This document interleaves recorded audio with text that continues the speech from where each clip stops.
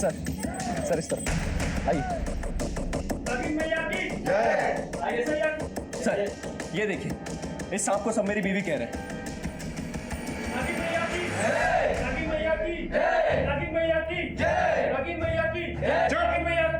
बंद करो ये ढोंग। ठाकुर सबको बाहर लेके जाओ। चलिए आप लोग बाहर निकलिए।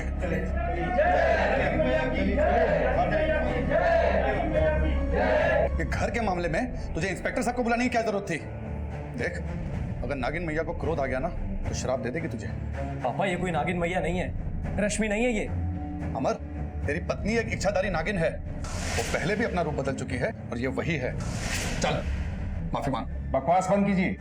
ये इच्छाधारी नागिन वाली फालतू बातों में टाइम वेस्ट करने से अच्छा है ये सोचिए कि आपकी बहू गई कहां।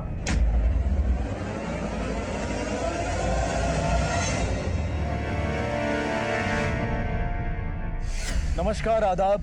क्राइम पेट्रोल डायल 100 में आप सबका स्वागत है। एक नई नवेली दुल्हन अपनी सुहाग की सेज से अचानक गायब हो जाती है और उसकी जगह पर एक सांप पाया जाता है। बिहार के समस्तीपुर जिले के इस गांव के लोग तो इस घटना से हैरान होने की बजाय खुश थे और इस अजीबोगरीब घटना को अपना सौभाग्य मान रहे थे। गांव वाले क्यों रश्मि को एक इच्छाधारी नागिन मान रहे थे? कौन सा जुर्म रश्मि के नागिन के रूप के पीछे अपना फन फैला रहा था?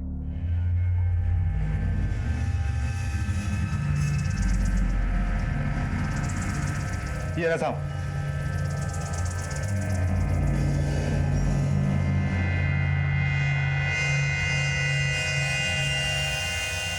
सर पापा हमें बचपन से बताया करते थे कि रश्मि इच्छाधारी नागिन है, पर सर हमने कभी देखा नहीं क्योंकि हम 7 साल की उम्र में ही शहर पढ़ने चले गए थे।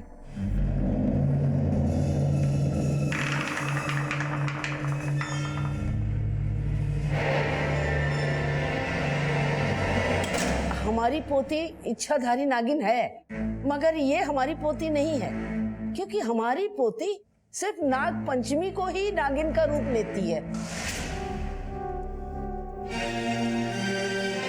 नागिन मैया की! दरोगा साहब, रश्मि बिटिया तो साक्षात नागिन मैया का रूप है। आज हम उन्हीं की कृपा से जिंदा है।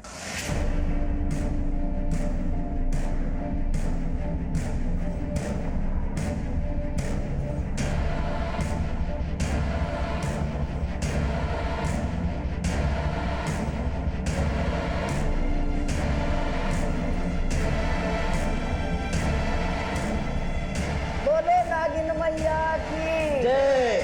बोलो नागिन मैया की जय। सर, जयपरी देवी पर हमेशा नाग देवता का आशीर्वाद था। वो गांव वालों को खतरनाक से खतरनाक सांप के डसने से बचाती आई हैं। और जब रश्मि पैदा हुई तो उसके माथे पर नाग का निशान था।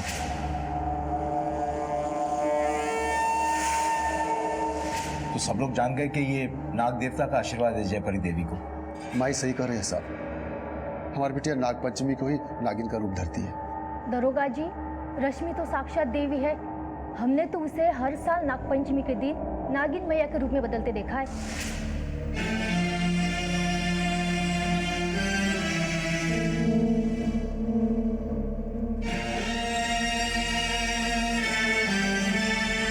हेलो जी दादी।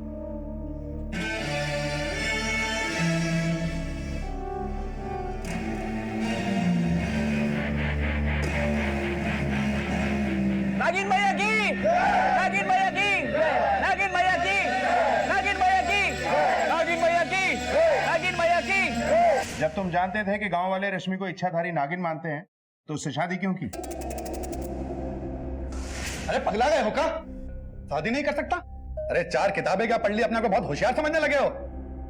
रश्मि बिटिया जो है ना, नागिन मैया है, नागिन मैया। लक्ष्मी जी खुद घर चलकर आना चाह रही हैं और तुम ठुकरा रहे हो उसे। पापा ये सब बकवास है, हम नहीं मानते इन सब चीजों में। थप्पड़ लगाएंगे तो लाइन पर आ जाओगे। सर अकेली औलाद हूं, माँ भी नहीं है जिसकी आगे इज्जत कर अपनी बात मनवा लेता। फिर पापा का अच्छा खासा कारोबार है गांव में, उसे छोड़कर हम कहाँ जाते? इसलिए हमें पापा की बात माननी पड़ी।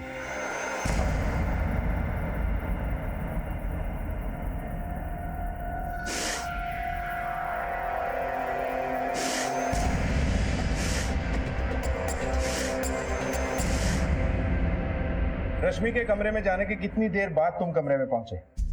सर यही करीब 8-10 मिनट बाद।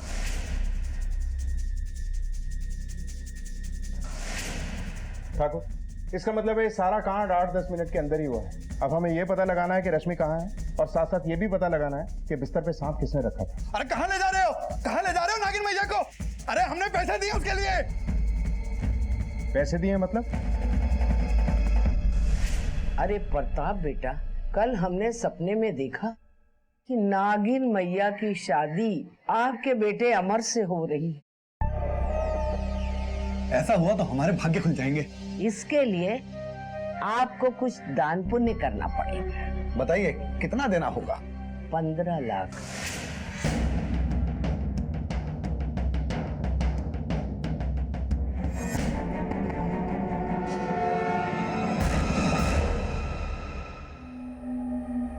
सोमनाथ,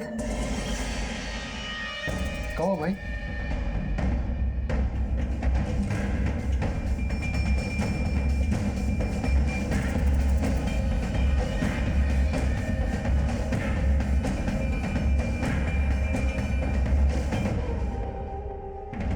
सोमनाथ, हो गया सत्यानाश।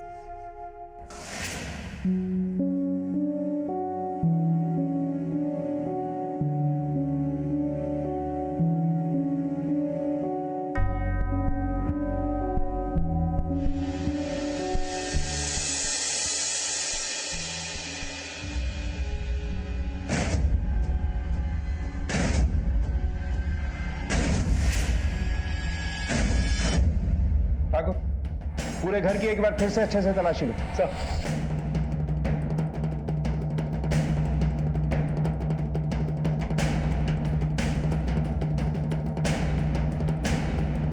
आइए, ये देखिए सर, ये क्या है? टॉर्च देना।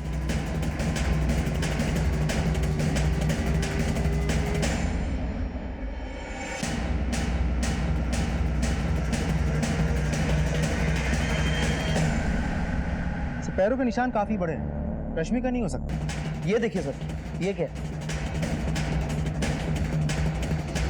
टॉर्च देना।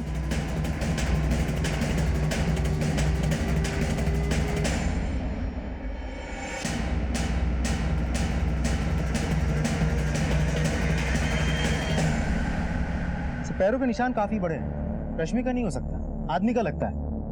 लेकिन अगर रश्मि यहाँ से चल के गई होगी तो उसके पैरों के निशान क्यों नहीं है? क्योंकि ये जो कोई भी है वो बाहर से आया था और ये पैरों के निशान सिर्फ बाहर हैं, कमरे के अंदर नहीं। इसका मतलब है कि ये आदमी कमरे के अंदर नहीं गया, और अगर गया तो चप्पलें बाहर उतार के गया होगा। या फिर ये भी हो सकता है कि रश्मि अपनी मर्जी से बाहर आई और इसके साथ कहीं चली गई। ये देखो, जाने के पैरों के निशान है। ठाकुर, फॉरेंसिक टीम को बुलाओ और इन पैरों के निशान के सैंपल्स लेने के लिए बोलो, और सभी घर वालों के भी पैरों के निशान के सैंपल लो। पता करो कि रश्मि को किसी ने किसी अनजान आदमी के साथ कहीं जाते हुए देखा है क्या। Okay sir. सर, मुझे तो ये सारा गेम जयपरी देवी का लगता है। पहले उसने रश्मि को इच्छाधारी नागिन बताकर पूरे गांव को बेवकूफ बनाती रही। फिर जब शादी की उम्र आई तब प्रताप के अंधविश्वास का फायदा उठाकर रश्मि के साथ अमर की शादी करवा दी और दान के नाम पे 15 लाख रुपए ऐट लिए और फिर रश्मि को भी भगा दिया वहां से। इस जयपरी देवी को और समझना होगा। ठाकुर, जयपरी देवी के घर के सर्च वारंट निकलवाओ और कॉल रिकॉर्ड्स में। सर, दरोगा जी, हम दोबारा कह रहे हैं आपसे, वो नागिन हमारी पोती रश्मि नहीं हो सकती है। हेलो, ओके, ठीक है, जाओ। आपकी पोती तो इच्छाधारी नागिन है। इस बार आपकी इच्छा से नागिन नहीं बनी, इसीलिए आप पहचानने से इनकार कर रही हैं। हम पर आरोप लगाने से पहले एक बार उस सांप को यहाँ ले आओ, फिर दूध का दूध और पानी का पानी हो जाएगा।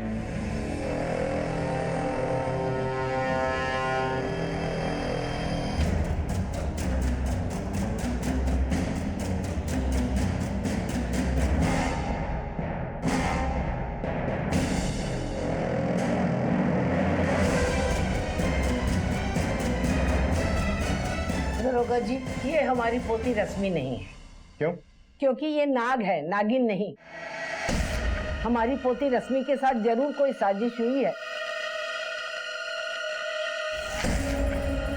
सर, पूरा घर छान मारा पर रश्मि नहीं मिली।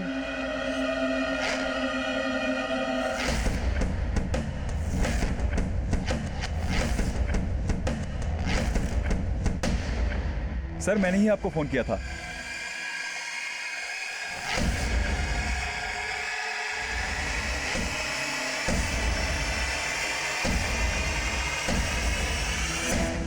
दरोगा जी, ये जरूर रश्मि के ससुर प्रताप की करतूत है।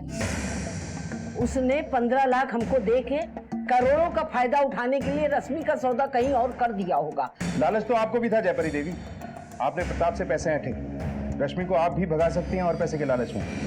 जो भी है सच सच बता दीजिए, वरना हमारे पास तरीके और भी हैं सच उगलवाने के।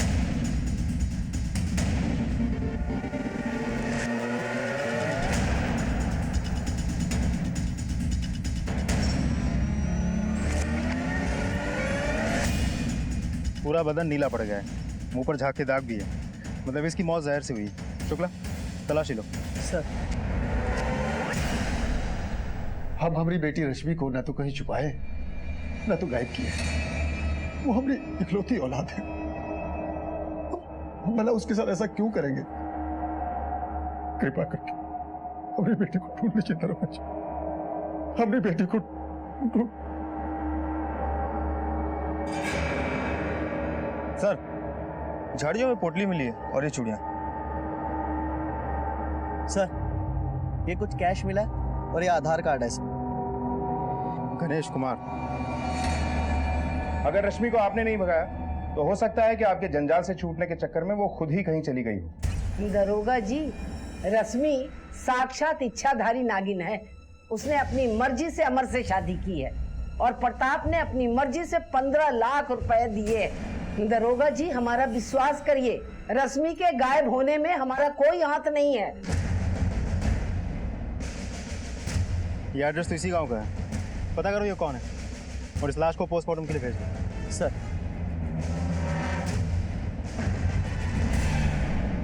पुलिस अब तक रश्मि के गायब होने को अंधविश्वास की आड़ में एक ठगी का मामला मान रही थी, लेकिन कुछ घंटों बाद जब गांव के बाहर पुलिस को एक लाश मिली तो इस कहानी में एक नया मोड़ आ गया। नए सवाल उठ खड़े हुए।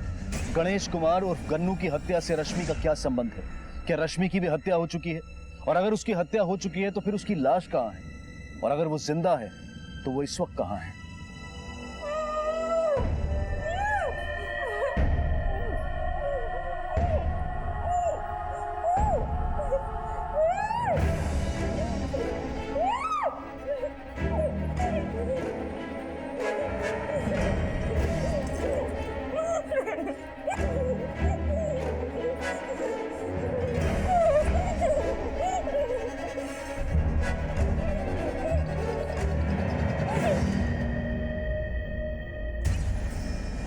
साहब, ये तो रश्मि की पोटली है जो वो शादी के समय साथ लेके गई थी। ये बताइए कि ये कौन है? इस आधार कार्ड पर आपके घर का एड्रेस। ये तो हमारा नौकर गन्नू है। गन्नू 10 साल का था तब से पाल पोस कर बड़ा किया, हमारे घर में ही रहता है। हमें इसकी डेड बॉडी मिली। क्यों मारा इसे? जिस अनाथ लड़के को हमने पाल पोस कर बड़ा किया उसे हम क्यों मारेंगे भला? तो फिर किसने मारा होगा इसे? पता नहीं साहब, फिर किसने मारा होगा। ये गन्नू और रश्मि के बीच कुछ प्यार व्यार का चक्कर चल रहा था क्या? ये कैसी बात कर रहे हो? रश्मि हमारी साक्षात नागिन है। सारे गांव वाले उसे नागिन मैया मानते हैं। वो भला प्यार वार के चक्कर में क्यों पड़ेगी? तो वो दोनों एक साथ कैसे थे? जहां हमें गन्नू की डेड बॉडी मिली थी वहीं से रश्मि की पोटली भी मिली। सर, झाड़ियों में पोटली मिली है और ये चूड़ियां। पता नहीं साहब।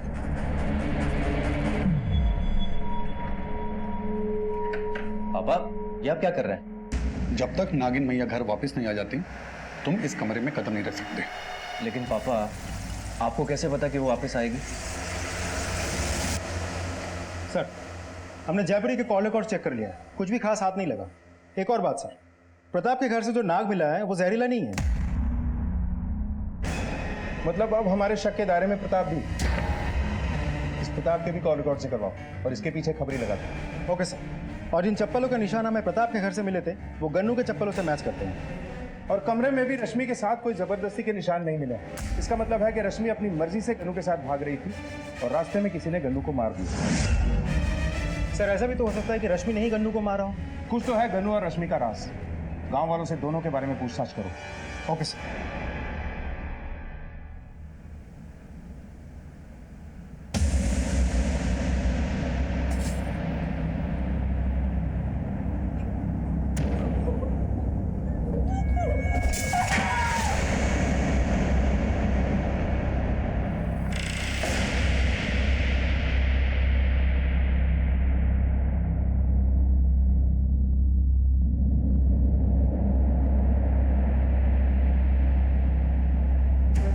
रश्मि और गनू के राज को खंगालने के लिए पुलिस ने गांव वालों से पूछताछ की, लेकिन कोई खास इंफॉर्मेशन हासिल नहीं हुई। इसलिए पुलिस ने घर वालों से जोर जबरदस्ती करके सच्चाई निकलवाने का फैसला किया।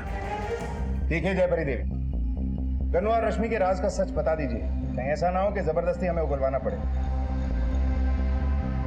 बोलिए। बताती हूँ दरोगा जी।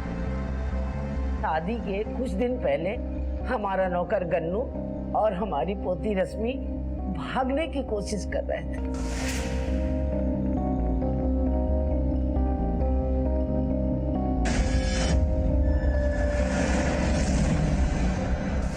इस रात माई को पहली बार पता चला रश्मि और गन्नू एक दूसरे से बहुत प्यार करते हैं। सोमनाथ, बाल इसको। तेरी हिम्मत कैसे हुई मेरी पोती को भगाने की? दादी, गन्नू की कोई गलती नहीं है दादी, हमने कहा था दादी। जब तक तेरी शादी नहीं हो जाती ये यही रहेगा। दादी, हम गन्नू से प्यार करते हैं दादी, हम इससे शादी करना चाहते हैं और इस घर में नहीं रहना चाहते दादी। दादी इसे छोड़ दो दादी। आप ही बताइए दरोगा जी, हम अपनी देवी की शादी एक नौकर से कैसे कर देते जिसके माँ बाप को और जात पात का अता पता नहीं था? हमने रश्मि को समझाया था, तू देवी है रश्मि, सारा गांव तुझे पूछता है।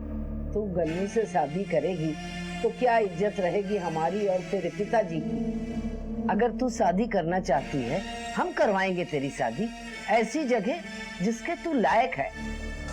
और शायद वो इतनी आसानी से नहीं मानी, इसलिए पैसे के लालच में आपने जबरदस्ती उसकी शादी पक्की कर दी। लेकिन आपको डर था कि कहीं वो भाग ना जाए, इसलिए विदाई के बाद उस पर नजर रखी और मौका पाकर उसे पकड़ लिया। गन्नू को सांप से कटवा के मरवा दिया और रश्मि को कहीं छुपा दिया।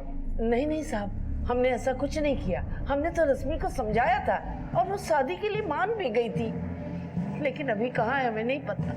दोहरा व्यक्तित्व दोहरी जिंदगी अपराध के लिए एक उपजाऊ जमीन की तरह से। रश्मि को गायब हुए कुछ समय बीत गया था, लेकिन जयपरी देवी की बातों से ऐसा लग रहा था कि वो अब भी झूठ बोल रही है। वो अब भी रश्मि के इच्छाधारी नागिन रूप का आडंबर बनाए हुए थी। लेकिन क्यों? कहते हैं जब 100 झूठ भी एक झूठ को छुपाने के लिए कम पड़ जाते हैं तो अपराध की अगली पहल होती है कत्ल। कहीं यहां भी ऐसा कुछ तो नहीं?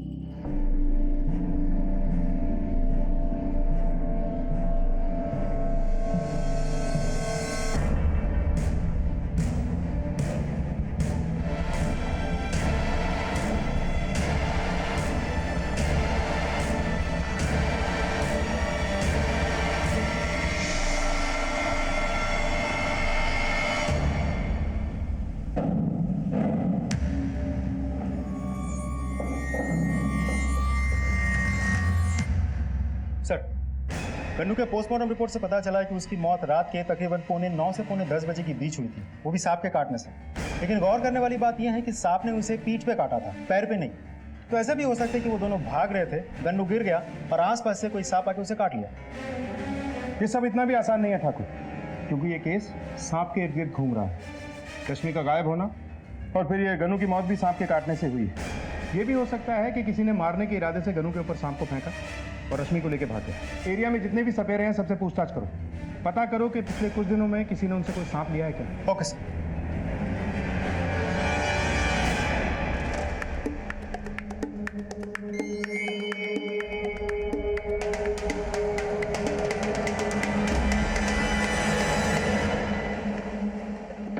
बाप, ये इतना पैसा और जल्दी लेकर आप कहाँ जा रहे हैं? अपनी कुंडली ठीक करवाने। मतलब कहा हम रश्मि से तेरी शादी करवाकर काल सर्प पर योग्य लाना चाहते थे और कहा तूने काल सर्प पर दोष दे दिया। अब निवारण तो करना होगा ना। तुझ जैसे नालायक बेटे से तो उम्मीद लगाना बेकार है। तूने पुलिस बुलाकर हमारी जिंदगी को स्वाहा कर दिया, स्वाहा।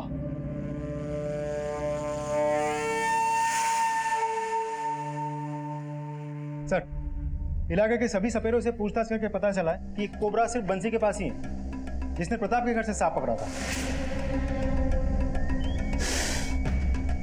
लेकिन हैरानी वाली बात यह है सर, बंसी भी गायब है। गायब? मतलब रश्मि के गायब होने और गन्नू के मर्डर के प्लान में इन लोगों ने बंसी सपेरे से ही सांप को लिया होगा। ठाकुर, जो पोटली हमें गन्नू की लाश के पास से मिली थी, हो सकता है कि रश्मि उसी में सांप को लेकर गई और मौका देखते ही सुहाग की सेज पर सांप को छोड़कर वहां से चली गई, ताकि लोगों को लगे कि उसने नागिन अवतार ले लिया। सर, यह भी तो हो सकता है कि बंसी को उनके प्लान के बारे में पता हो और उसने रश्मि के इच्छाधारी रूप के लालच में उस रात दोनों को बीच में ही दबोच लिया हो और फिर जहरीले सांप से गन्नू को मरवा दिया हो। रश्मि की पोटली की भी जांच करवाओ, पता तो चले कि उसमें सांप था भी या नहीं। और ये भी पता करो कि ये बंसी कहाँ है। सब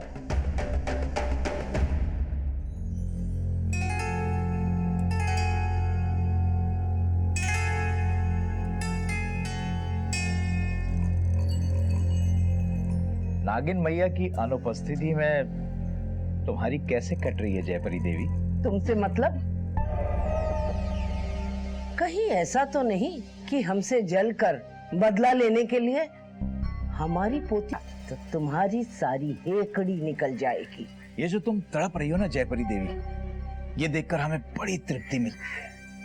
अब तुम्हारी पोती रश्मि तो है नहीं, तो तुम्हारे सारे भक्त अपने कष्ट निवारण के लिए हमारे पास ही तो आएंगे। एक बार हमारी रश्मि को आ जाने दो, फिर हमारी ताकत बढ़ जाएगी। हमारी शुभकामनाएं तुम्हारे साथ हैं जयपरी देवी।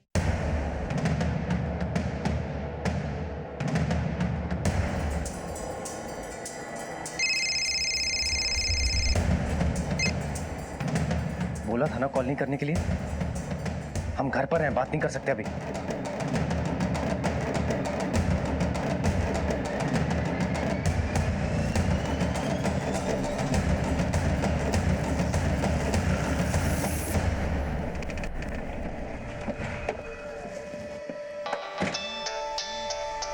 साहब, जयपरी देवी और दीनबंधु की खबर है। ठीक है, एक काम कर, उस पर नजर बना रख। ये दीनबंधु इस केस में एक नया पहलू हो सकता है। ओके। सर, बंसी तो नहीं है, मगर ये बंसी की बीवी है। क्या हुआ साहब? बंसी कहाँ है? 2 दिन से कोई अता पता नहीं है। उसने तुम्हें नाग नागिन को बेचने के बारे में या किसी को देने के बारे में कुछ कहा था? 2 दिन पहले बहुत खुश थे। 2 सांप बेचकर 7,000 रुपया कमाया था। वो सांप जहरीले थे? एक का दांत टूटा हुआ था, उसी से बंसी मेले में खेल दिखाता था, और दूसरा सांप जहरीला था साहब। ठीक है, जाओ। ये दीनबंधु और बंसी का कॉल रिकॉर्ड निकलवाओ। जी सर।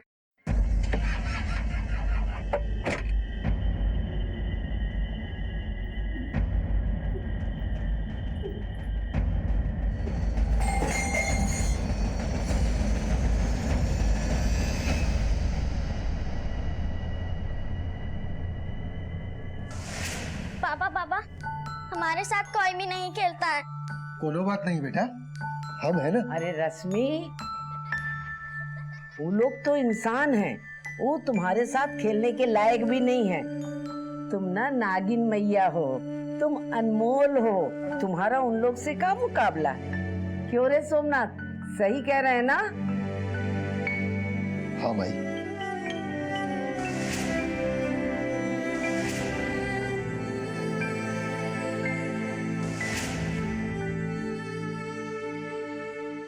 माई,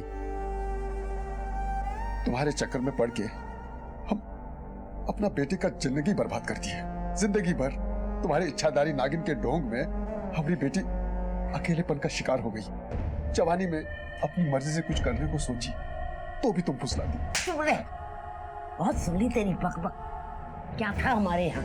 न जमीन न जायदाद, घानी भर रुपया देकर तेरा स्कूल में क्लर्क की नौकरी दिलवाई थी। अरे रश्मि को इच्छाधारी नागिन ना बनवाते तो क्या करते? ठन ठन गोपाल थे हम सब। क्या मिलता उसको और हम लोगों को साधारण जिंदगी जीकर। चल। दुनिया के लिए रश्मि नागिन मैया, सबके दुखों का निवारण करने वाली, सबको खुशियां देने वाली, लेकिन उसकी अपनी जिंदगी एक कठपुतली की तरह थी जिसकी डोर जयपरी के हाथों में थी। आजादी और खुशियां रश्मि से कोसों दूर थी। बचपन क्या होता है, दोस्त क्या होते हैं, गुड्डे गुड़ियों का खेल क्या होता है, ये रश्मि कभी जान ही नहीं पाई। और शायद गन्नू के साथ उसका प्रेम भी उसके भक्तों को पसंद नहीं आया, जिसकी सजा गन्नू को मौत के रूप में मिली। अब पता नहीं रश्मि के लिए कौन सी सजा तय की गई थी। सर, रश्मि की पोटली के टेस्ट रिपोर्ट से कंफर्म हो गया, उसमें सांप था। और बंसी के कॉल रिकॉर्ड से कुछ मिला? सर, 25 तारीख को रात के तकरीबन 9:15 से 10:15 बजे के बीच बंसी के मोबाइल के कॉल लोकेशन उसी एरिया पर ट्रेस की गई है जहां हमें गन्नू की लाश मिली थी। और करीब 9:30 बजे उसने संजय को फोन किया। संजय दीनबंधु का इकलौता बेटा, हमारे खबीर ने गांव में पता किया तो पता चला कि इस दीनबंधु और जयपुरी के बीच काफी सालों की पुरानी रंजिश है। तो फिर हो सकता है कि दीनबंधु को पता हो कि रश्मि सपेरे के कब्जे में और जयपरी से बदला लेने के लिए ही उसने रश्मि को अगवा किया हो। सर, हमने दीनबंधु के कॉल रिकॉर्ड चेक करवाया, उसने कभी बंसी के साथ फोन पे बातचीत नहीं की और जब गन्नू की मौत हुई तब वो प्रताप के घर पे नागिन की पूजा कर रहा था। मुझे याद है उस दिन संजय वहीं पे था, बस जानना यह है कि बंसी ने संजय को कॉल क्यों किया। अरे सर सर सर, पता नहीं कितने लोग हमें फोन करते हैं मोबाइल खरीदने के लिए, रिचार्ज करवाने के लिए। अब सबका याद तो नहीं रख सकते ना सर। सबका नहीं, सिर्फ बंसी सपेरा के बारे में बता। 25 तारीख को क्यों फोन किया था तुझे? जवाब जितनी जल्दी देगा ना, हम तुझे उतना ही कम धोएंगे। चल बात। सर उसका फोन आया था मुझे 25 तारीख को, उसका फोन गड़बड़ हो गया था तो बोल रहा था कि ठीक कराने कब आऊं, लेकिन सर उसके बाद आया ही नहीं वो। गन्नू के मर्डर के बारे में और रश्मि के गायब होने के बारे में क्या जानता है तू? साहब, जब रश्मि नागिन बनी थी तो मैं और बाबूजी उसके दर्शन के लिए उसके ससुराल गए थे। सर इससे ज्यादा हमें कुछ नहीं पता सर। सर मैं एक लाचार आदमी हूँ, मैं किसी का क्या बिगाड़ सकता हूँ।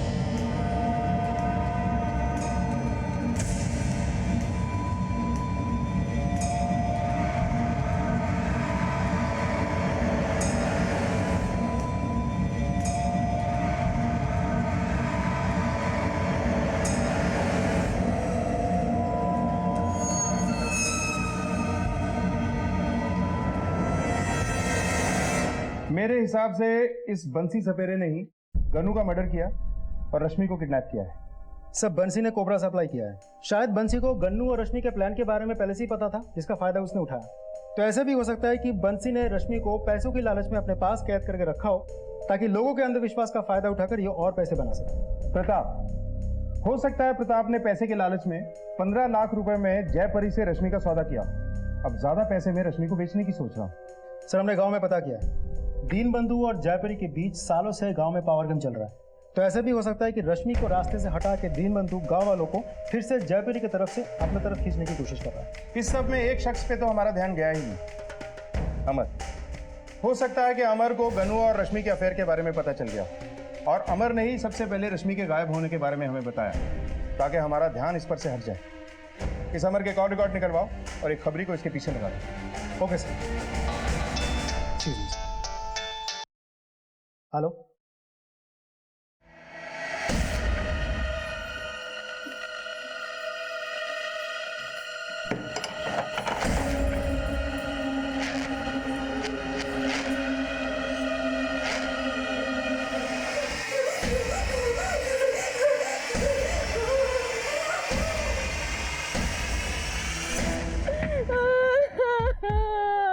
हटिए सर, आप लोग हटिए। चेक करो चारों तरफ। संभालिए। साहब सुबह घर आए थे, बोला कि हमको लॉटरी लगी है, हम लॉटरी का पैसा लेकर आते हैं, सामान बांध कर रख लो। सर आसपास अच्छे से चेक किया, ना तो कोई मर्डर वेपन मिला ना ही कोई एविडेंस। बॉडी को पोस्टमार्टम के लिए भिजवा दो। सर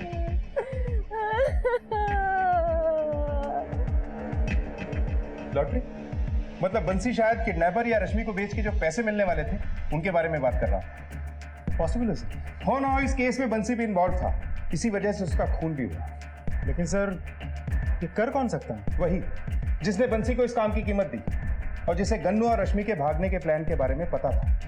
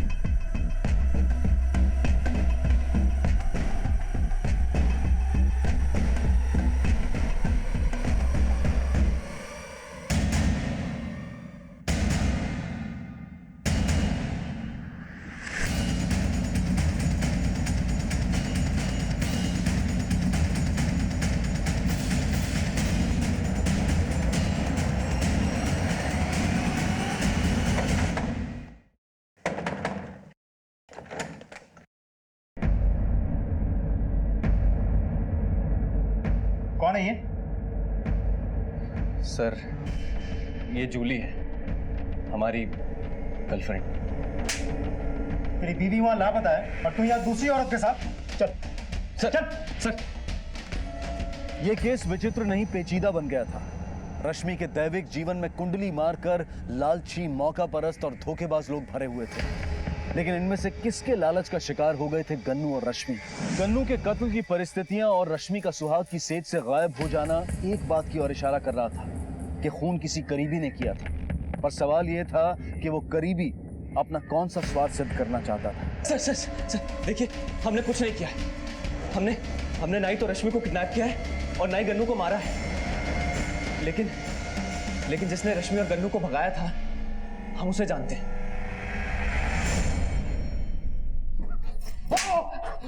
बता दो साहब, हमने ही रश्मि और गन्नू को भगाने का प्लान बनाया था और बंसी से सांप लेके रश्मि को सुहाग की सेज पर रखकर गाय भोल को काटा। हम अपनी बच्ची की खुशी चाहते थे साहब, लेकिन माही ऐसा नहीं चाहती थी। माही ने उसकी शादी अमर से तय कर दी।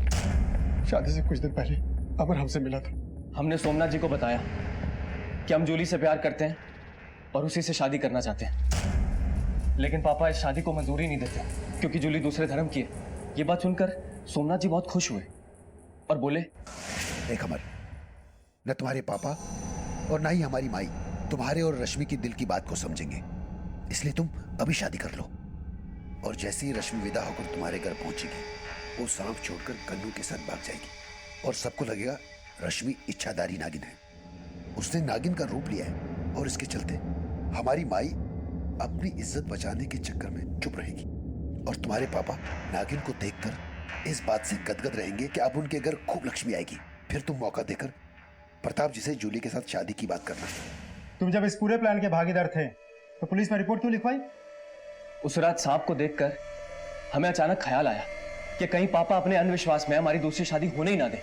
हम बहुत डर गए थे साहब, इसलिए हमने चिल्ला दिया कि सांप है और पुलिस में जाकर कंप्लेंट करवा दी, ये सोचकर कि अगर आप आएंगे तो पापा को विश्वास हो जाएगा कि उनके साथ 420 हुई है। लेकिन सब खेल उल्टा पड़ गया।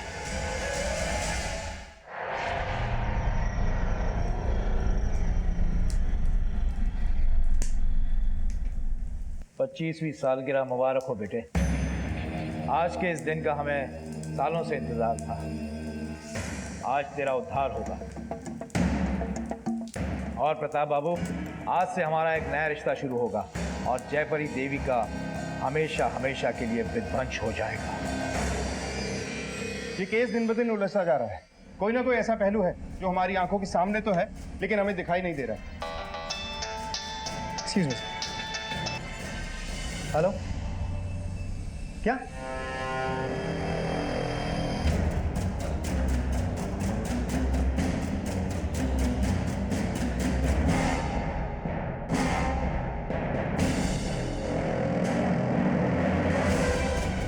बॉडी को पोस्टमार्टम के लिए भेजो और पूरे घर की तलाशी लो। Yes sir. साहब, ये पैसे बली के पैसे नहीं है साहब, ये तो हम और दीनबंधु जी मिलकर रश्मि के नाम का मंदिर बना रहे थे, उसी के लिए थे, ताकि जो पैसे हमने रश्मि के जाने पर गंवाए थे उन्हें वसूल कर सकूं। बाबूजी आज नाग नागिन की शादी कराकर इस नागिन की बलि चढ़ाना चाहते थे। उनका विश्वास था कि हमारी 25वीं सालगिरह पर नई सुहागन नागिन के खून से नहलाने पर हमारा पैर ठीक हो जाता है। और बलि तुम्हारे बाबूजी की ही चढ़ गई। किसने मारा उन्हें?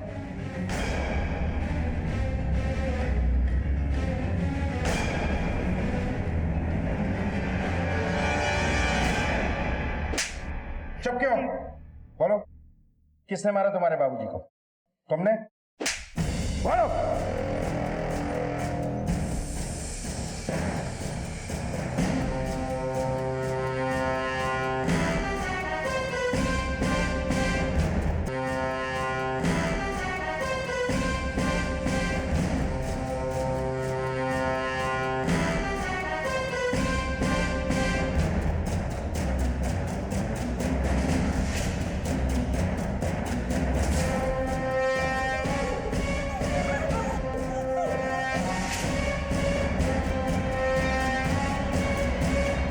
सर, ऊपर वाले कमरे से ही सब मिला।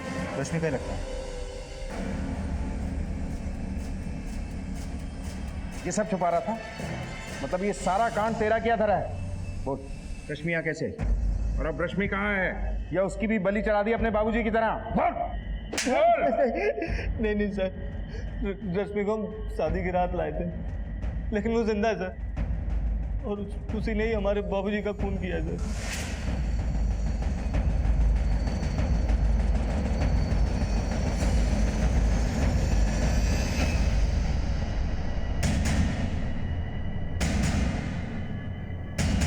तुम यहाँ कैसे? कहाँ चले गए थे तुम? कहाँ चले गए थे? अरे!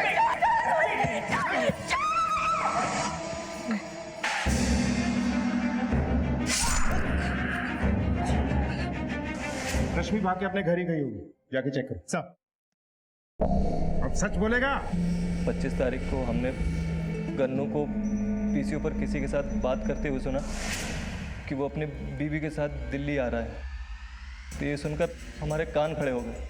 सर, गन्नू बहुत घबराया हुआ था, तो इसी बात का फ़ायदा हमने उठाया और उसे बहला फुसलाकर सारी बात कहलवाई। तो उसने बताया कि वो रश्मि को लेकर भाग रहा है क्योंकि वो रश्मि से प्यार करता है। लेकिन जयपरी देवी रश्मि की शादी अमर से करवा रही थी। गन्नू ने यह भी बताया कि सोमनाथ चाचा ने उसे 10,000 रुपये दिए हैं और उसने बंसी सपेरे से एक नाग भी लिया जो रश्मि अपनी जगह ससुराल में छोड़कर भागेगी। सर, रश्मि अगर हमारी ना हो सकी तो कम से कम उस नौकर गन्नू की तो नहीं होने देता, लेकिन इससे अच्छा मौका हमें कहाँ मिलता।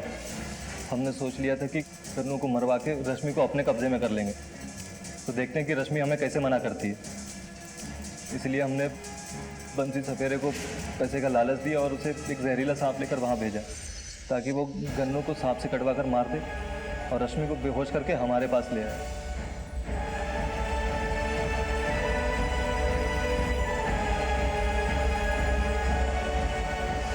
इसलिए उस रात बंसी ने हमें फ़ोन किया था ये बताने के लिए कि काम हो गया है।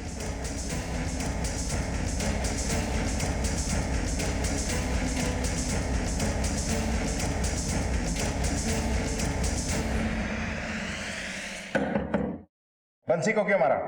वो पैसा तो आपको देना ही पड़ेगा, हम बता दे रहे हैं आपको। तू क्या कर लेगा अगर मैं पैसा नहीं दूंगा? बता। वो हमें पैसों के लिए ब्लैकमेल कर रहा था। तेरे एक बदले की आड़ में एक के बाद एक जुर्म के सिलसिले शुरू हो गए।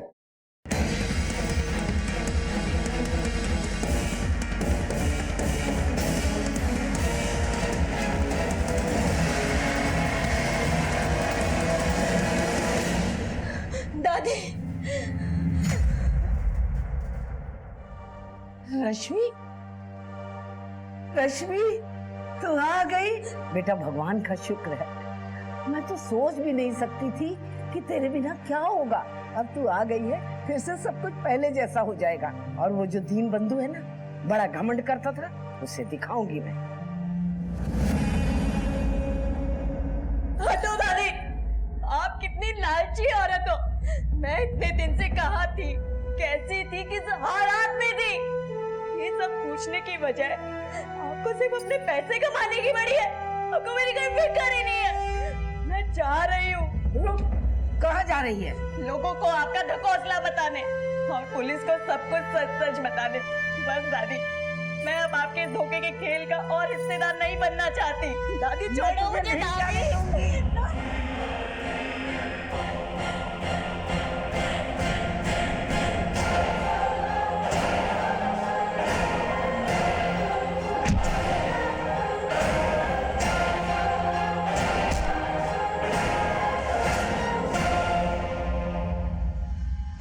ले चलो इसे।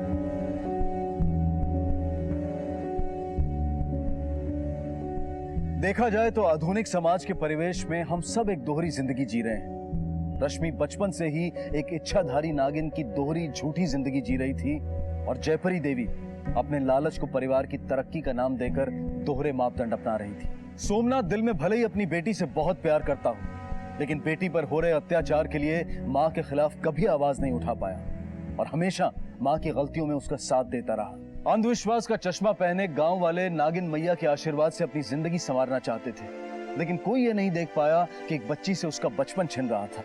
कोई ये नहीं समझ पाया कि रश्मि की भी अपनी कुछ तकलीफें होंगी, कुछ दुख दर्द होंगे। सभी दोहरी जिंदगी और दोहरे मापदंड का शिकार थे और इसमें अपने लालच के सिवाय और किसी के लिए कोई जगह नहीं होती है। अगर हम वाकई में अपने समाज को जुर्म मुक्त करना चाहते हैं तो इस दोहरी जिंदगी जीने वाली आदत को छोड़ना होगा और अंधविश्वास को जड़ से उखाड़ फेंकना होगा। हमें अपनी और देश की तरक्की के लिए अपने हर विश्वास को परखने की जरूरत है। ये सवाल पूछने की जरूरत है कि कहीं हमारी आस्था, हमारा विश्वास अंधविश्वास तो नहीं। इसी विश्वास के साथ अब मैं अनूप सोनी आपसे विदा लेता हूं। फिर मुलाकात होगी अगले एपिसोड में एक और चौंका देने वाले केस के साथ। तब तक अपना और अपने परिवार का ख्याल रखें और देखते रहें क्राइम पेट्रोल डायल 100। सवा के एक को सीख हम सबको। जय हिंद।